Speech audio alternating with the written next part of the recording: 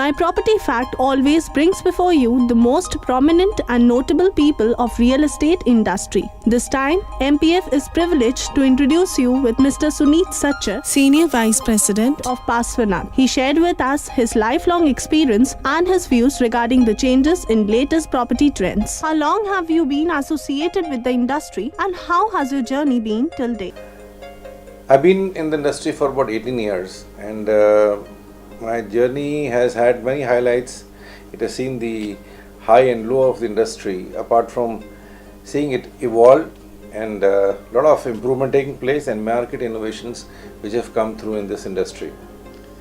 These 18 years have been interesting, exciting, evolving, demanding and satisfying. What transitions have you seen in the Indian real estate industry over the past decade or so?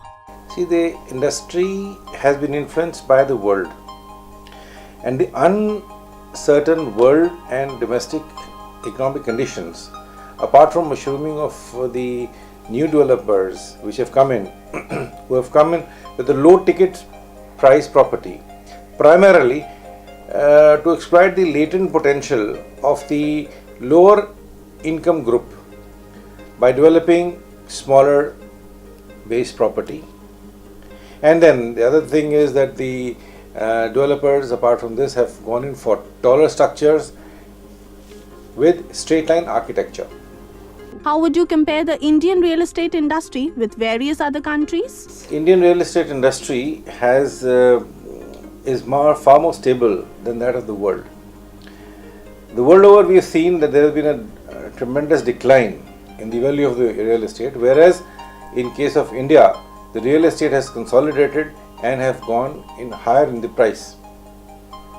The only country which beat us in development and the speed of construction is China and I think Dubai. Have the government policies helped in the real estate growth?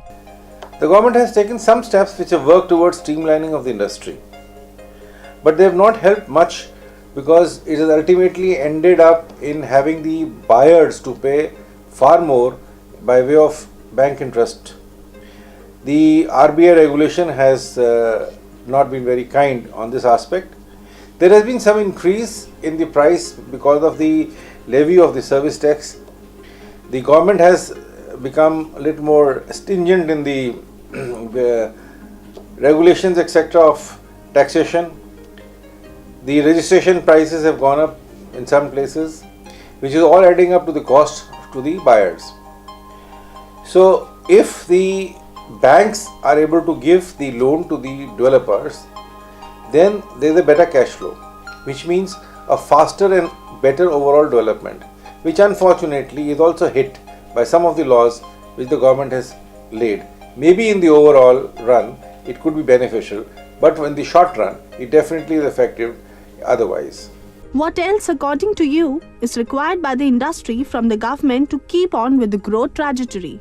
The government should keep increasing their activity towards making communication links, infrastructure development, because everything falls on line of these two developments. A little more liberal approach towards taxation, percentage of duty of registration, making the loans availability a little better and aiding the developer with more loans etc. would ultimately help. And if the taxation is lowered, the transparency in deals will become bigger and better. Ultimately, it will be much better for the exchequer to gain in this kind of dealings. The government should provide a single window clearance of the project which will aid up the speed of development of the projects.